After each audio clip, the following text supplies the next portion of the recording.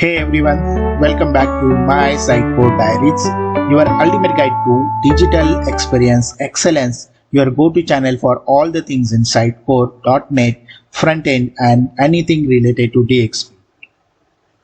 I'm your host Jitendra Ghanekar, Sitecore Technology MVP 2024 and 2025. This is the second video in our front-end developer course series. In our last video, we set the stage for your front-end development journey, but now let's talk about something every developer must know, and that is source control. In this section, we are going to explore what source control is, what problem it solves, and a few key source control terminologies.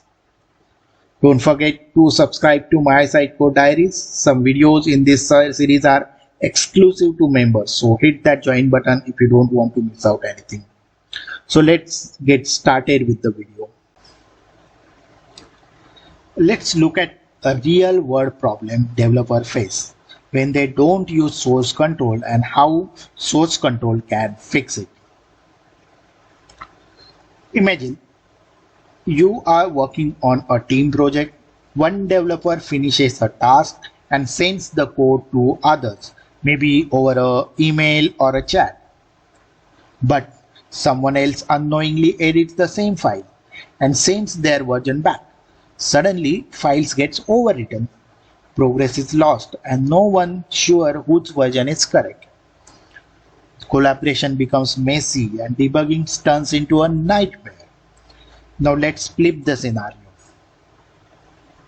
With the source control, each developer works on their own branch, completely isolated. No one overwrites anyone else's work. Once the changes are tested and ready, they are merged into a main project safely and cleanly. Everyone stays in sync. Mistakes that can be easily reversible. So that's the power of source control. It turns chaos into clarity and helps teams move faster without breaking things. Alright, let's dive a little deeper into what source control actually is and why it is such a game changer for developers. Source control, also known as version control, it is a system that helps developers track and manage changes to code over time. Now let's talk about some common problems that developers face without a source control. The first problem is overwriting changes. Two developers editing the same file. One might accidentally overwrite the other's work. So this is a common problem if you are not using the source control. Lost progress. If something breaks and gets deleted, there is no simple way to go back. So if you make any changes and that was working and now you made some update, now the things are not working, then you cannot go back to your older version. So lost progress. No collaboration flow. So teams struggle to merge their code and work efficiently without source control. Difficulty tracking changes without a logs. It's hard to know who changed what and why. So these are the common problems which a developer face if you are not using the source control. Overwriting changes, lost progress, no collaborative flow, difficulty tracking the changes. Now how does source control solves all these problems? Let's see how source control solves the problem. The feature of source control, the version history, every change is saved so you can roll back anytime. Then you have a branching and merging.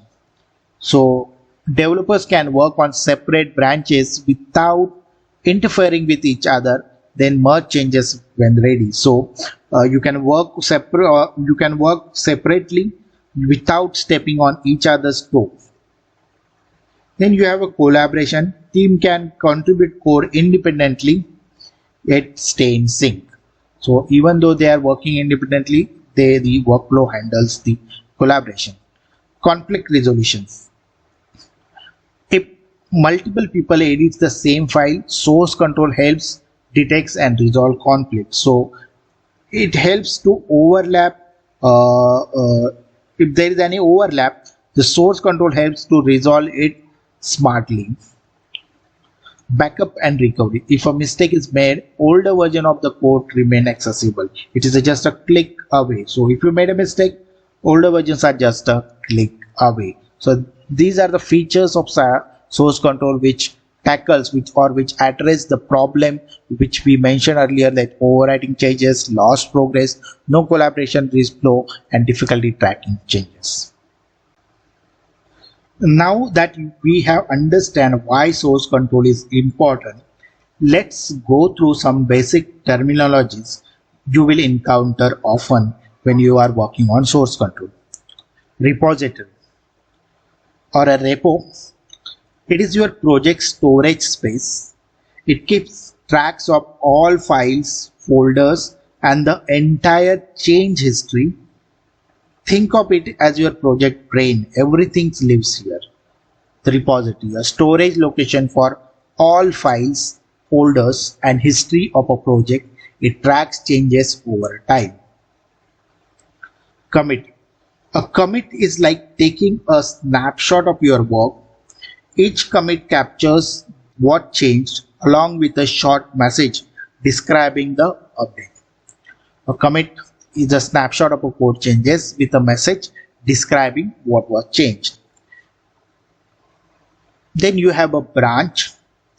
A branch allows developers to work on new features or bug fixes without touching the main code.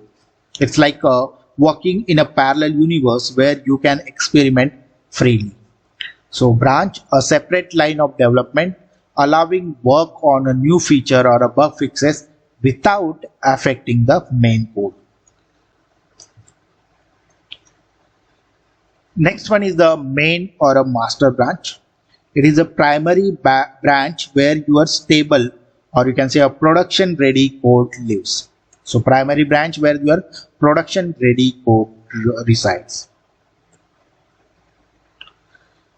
Then you have a very important concept called merge. It is a process of combining changes from one branch into another one. So once your new feature is ready, you merge into the main branch. So combining changes from one branch to another is called as the merging of a branch. Then you have a pull request. You often will heard a word called PR. So what is PR? It is how you propose merging your changes. It's like saying to a team that, hey team, please review and approve this before we make it official. So basically a pull request is to merge changes from one branch to another, and which is typically reviewed by other developers before approval. Then you have a fork. Fork creates an independent copy of a repository. It is perfect when you want to explore changes without affecting the original code base. So you do not want to touch your original code base, then fork will come in the picture. A fork is a copy of repository that allows independent changes without affecting the original. Let's now look at a few more terms related to interacting with the remote repository. First is a clone. Clone is when you download a remote repo onto your local machine so you can work on it. So downloading a remote repository to a local machine is clone. Then you have a push. Push is when you upload your local changes to the remote repository, sending your local commits to your remote repository. Then you have pull, opposite of push. Pull brings the latest changes from the remote repo into your local setup, so you are always up to date. So fetching and integrating changes from a remote repository into a local one. Next is a revert.